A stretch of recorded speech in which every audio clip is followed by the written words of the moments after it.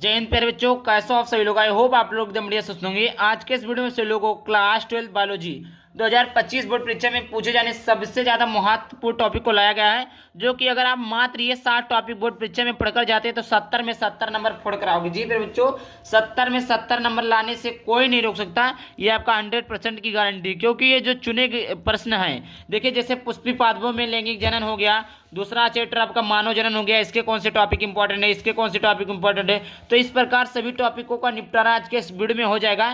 तो यहाँ पर देखिए क्लास 12 बायोलॉजी 2025 वाले बोर्ड परीक्षा के लिए काफी ज्यादा इंपॉर्टेंट है पुष्पी पादपों में लैंगिक जनन। जी पर बच्चों, पुष्पी पादपों में लैंगिक जनन, इस प्रकार चैप्टर नंबर 1 के कितने इंपॉर्टेंट टॉपिक है उसको बताएंगे और सारे टॉपिक को हम क्लियर करते चलेंगे। और सबसे पहले मैं बता दूं, अगर आप लोग इसका पीडीएफ चाहना चाहते हैं तो आप लोग वीडियो के डिस्क्रिप्शन में सारी नॉलेज सारी जानकारी दी हुई है, तो आप लोग वहां से जानकारी प्राप्त करके पीडीएफ को ले सकते हैं। यहाँ पर देखिए, यहाँ पर ये जो क्वेश्चन है बच्चों, ये 2014 से लेकर 2024 तक पूछे ही पूछे गए। तो अर्थात अब की बात 2025 में भी पूछा जाएगा कि नहीं पूछा जाएगा, पूछा जा सकता है। समझ में आ गया? तो आइए स्टार्ट करते हैं, एक एक प्रश्न को बहुत ही डिटेल तरीके से चलते हुए समझेंगे। तो पहला क्वेश्चन दिया हुआ है बच्चों कि भ्रूणकोश तथा भ्रूणपोष में अंतर लिखिए। फिर बच्चों क्या लिखना है? भ्रूणकोश तथा भ्रूणपोष में अंतर लिखना। जय प्यारे बच्चों, देखिए भ्रूणकोश तथा भ्रूणपोष में अंतर, ये बोर्ड परीक्षा में अक्सर पूछता है कि भ्रूणकोश तथा भ्रूणपोष में अंतर लिखे। कई बार बोर्ड परीक्षा में कई प्रकार से भी पूछ लेता है। दूसरा है कि भ्रूणपोष क्या है, इसके विभिन्न प्रकारों का संक्षिप्त वर्णन कीजिए। प्यारे बच्चों, मैं हर एक वीडियो में आप सभी लोगों को हमेशा ही बताने का प्रयास करता हूं कि आप जिस भी टॉपिक का अध्ययन कीजिए पूर्ण अध्ययन कीजिए। जैसे आपने भ्रूणकोश के बारे में अध्ययन कर रहे हैं, तो भ्रूणकोश क्या होता है, भ्रूणकोश किसे कहते हैं, भ्रूणकोश के लक्षण क्या है, अब उस प्रकार आप पढ़ेंगे भ्रूणपोष, तो भ्रूणपोष के लक्षण क्या है, भ्रूणपोष की परिभाषा क्या है, भ्रूणपोष के बारे में आप सभी जानिए। तो जैसे यहाँ पर पूछ लिया अंतर, तो आप इसके बारे में भी जान गए, इनके बारे में भी जान गए, तो भ्रूणपोष क्या होता है, इसके विभिन्न प्रकारों के बारे में भी जान लीजिए। पूरा डिटेल में पढ़ेंगे, तब उस टॉपिक से कोई भी किसी भी प्रकार का अगर क्वेश्चन बोर्ड परीक्षा में दे देता है तो आप लोग 100% करके आओगे।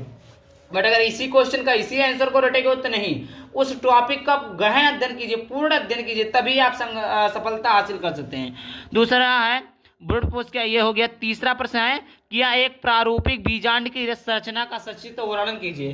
पहले बच्चों क्या है, एक प्रारूपिक बीजांड की संरचना का सचित्र वर्णन कीजिए। सबसे ज्यादा मोस्ट इंपॉर्टेंट टॉपिक लेकर आ चुका हूं, आप लोग इसका स्क्रीनशॉट ले लीजिए, पीडीएफ ले लीजिए, जो मर्जी कहे वो कर लीजिएगा। चौथा नंबर का प्रश्न है मेरे बच्चों, जो सबसे ज्यादा इंपॉर्टेंट है कि लघु बीजाणु धानी का निर्माण तथा लघु बीजाणु जनन क्या है। लघु बीजाणु धानी का निर्माण तथा लघु बीजाणु जनन पांचवा नंबर का सबसे ज्यादा मोस्ट इंपॉर्टेंट टॉपिक है। ये आपका बच्चों द्विबीजपत्री भ्रूणकोश का परिवहन, द्विबीजपत्री भ्रूणकोश का क्या करना, परिवर्धन। छठवां नंबर का टॉपिक है बच्चों बीजांड का परिवर्धन तथा गुरु बीजांड जनन, बीजांड का परिवर्धन तथा गुरु बीजाणु जनन है। सातवां मोस्ट इंपॉर्टेंट टॉपिक है परागकण के प्रकार तथा परागण के लाभ तथा हानि। अब देखिए ये आपका मोस्ट इंपॉर्टेंट टॉपिक है, क्योंकि ये आपका हाई स्कूल बोर्ड परीक्षा में भी पूछा जाता है और 12th में भी पूछा जाएगा कि परागकोश क्या होता है। देखिए परागकण लिखा है, लेकिन आप लोग जान के जाइएगा परागकण के प्रकार, परागकण के लाभ तथा हानि। परागकोश क्या होता है, परागकोश तथा परागकण में अंतर लिखिए। ये आप सभी लोग टॉपिक को तैयार कर लीजिएगा, जो मैं बताता हूं उसको भी ध्यान में रखते चलिए। क्या क्या हमने बताया है, परागकोश क्या है, परागकोश तथा परागकण में अंतर, परागकण के प्रकार, परागण के लाभ तथा हानि को लिखना है। आगे का मोस्ट इंपॉर्टेंट टॉपिक है बच्चों मानव जनन। क्या फिर बच्चों, मानव जनन। क्या फिर बच्चों, मानव जनन। ये सबसे ज्यादा मोस्ट इंपॉर्टेंट टॉपिक है, मतलब सॉरी सबसे ज्यादा मोस्ट इंपॉर्टेंट चैप्टर है। चैप्टर तो वैसे सभी इंपॉर्टेंट है और सभी टॉपिक को मैं इंपॉर्टेंट से के नजरिए से लेकर आया हूँ। समझ में आ गया? तो यहाँ पर देखिए अगला क्वेश्चन दिया हुआ है। अगला क्वेश्चन है फिर बच्चों कि अपरा की परिभाषा एवं अपरा के कार्य लिखिए। पहले बच्चों अपरा की परिभाषा एवं अपरा के कार्य को लिखना है। अगला टॉपिक आपका है पुरुष के जनन तंत्र का स्वच्छ एवं नामांकित चित्र बनाइए। देखिए दो टॉपिक सबसे ज्यादा इंपॉर्टेंट होते हैं, जो फिगर वाले होते हैं, लॉन्ग क्वेश्चन में देता है। ये पहले बच्चों आपका क्या है, ये लॉन्ग में है, ये आपका लॉन्ग में है, ये भी आपका लॉन्ग में है। लॉन्ग में कैसे हो गया कि पूछ लेगा पुरुष के जननांग का सचित्र वर्णन कीजिए और पुरुष के विभिन्न भागों का वर्णन कीजिए। मादा जनन तंत्र का सचित्र वर्णन कीजिए और इसके प्रमुख भागों का वर्णन कीजिए। तो इस प्रकार ये देखिए मादा का भी है और जनन का भी है, मतलब मादा और पुरुष दोनों का भी है।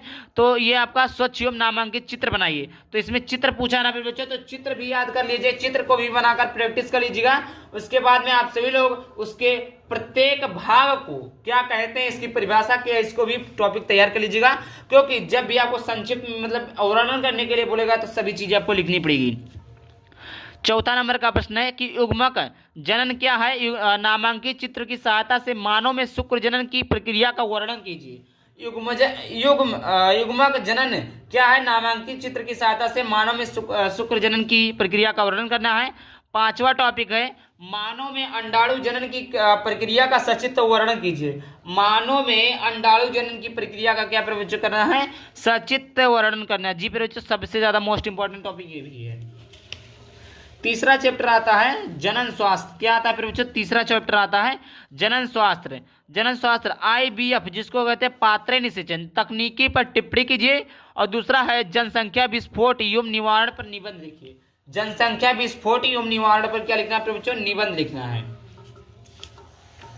यहाँ पर देखिए प्यारे बच्चों, आप सभी लोग स्क्रीनशॉट अगर ले लेते हैं ना पर बच्चों तो जान लीजिए 100% बोर्ड परीक्षा में प्रश्न आने के चांसेस है। इस प्रकार आप सभी लोग स्क्रीनशॉट लेते चलिए, स्क्रीनशॉट ले लेंगे तो अच्छा रहेगा। देखिए आप सभी लोग स्क्रीनशॉट ले लीजिए, हो गया। अब देखते हैं आगे का प्रश्न।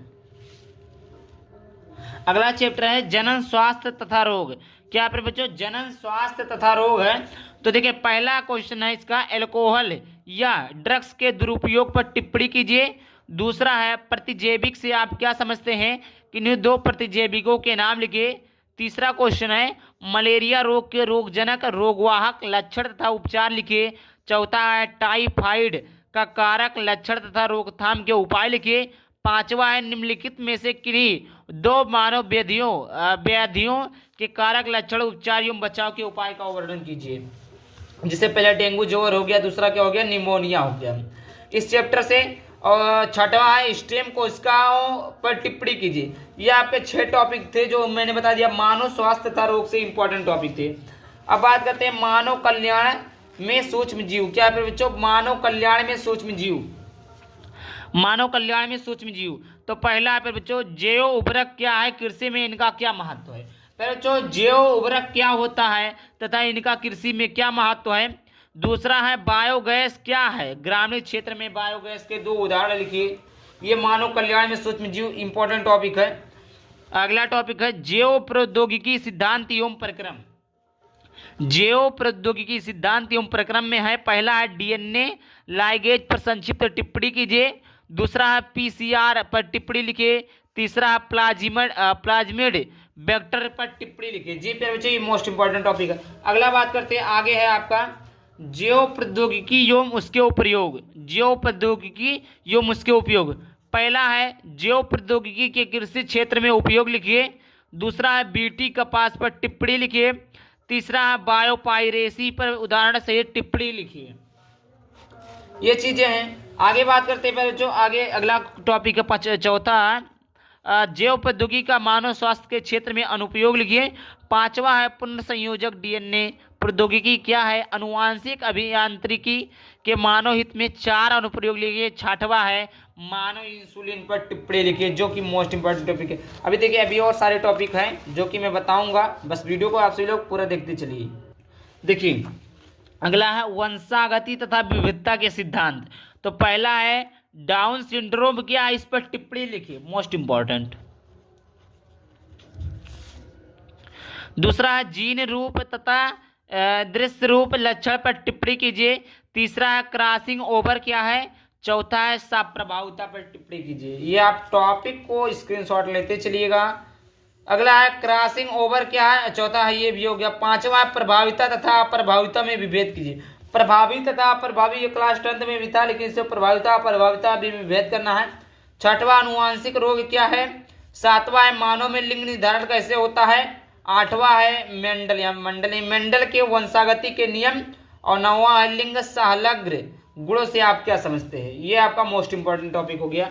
आगे बात करते हैं बच्चों, आगे है वंशागति का आणविक सिद्धांत। क्या बच्चों, वंशागति का आणविक सिद्धांत है।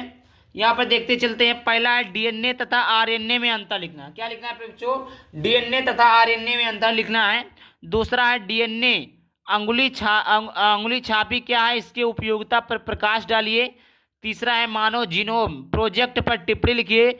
चौथा है डीएनए की संरचना के वाटसन एवं क्रिक मॉडल को उपयुक्त चित्र बनाकर समझाइए तथा इसके कार्य का वर्णन कीजिए। पांचवा है कार्य के आधार पर आरएनए कितने प्रकार के होते हैं, वर्णन कीजिए। छठवां है अनुलेखन पर विस्तृत टिप्पणी कीजिए। सातवां है अनुवांशिक कूट क्या है, इसकी मुख्य विशेषता का वर्णन कीजिए। ये आपका इंपॉर्टेंट टॉपिक है बच्चों, जो कि मैंने कंप्लीट बता दिया, कंप्लीट बायोलॉजी का। तो वीडियो पसंद है वीडियो को लाइक कर देना। और देखिए ये मात्र अगर आपको पीडीएफ लेना है तो 99 रुपये में आप खरीद सकते हैं, हर एक सब्जेक्ट का मिलेगा। मात्र इस नंबर पर आप सभी लोग पेमेंट करके स्क्रीनशॉट भेज देंगे 99 रुपया, तो आपको हर एक सब्जेक्ट मिलेगा रुद्र 2.0 बैच के तहत। जय हिंद जय भारत।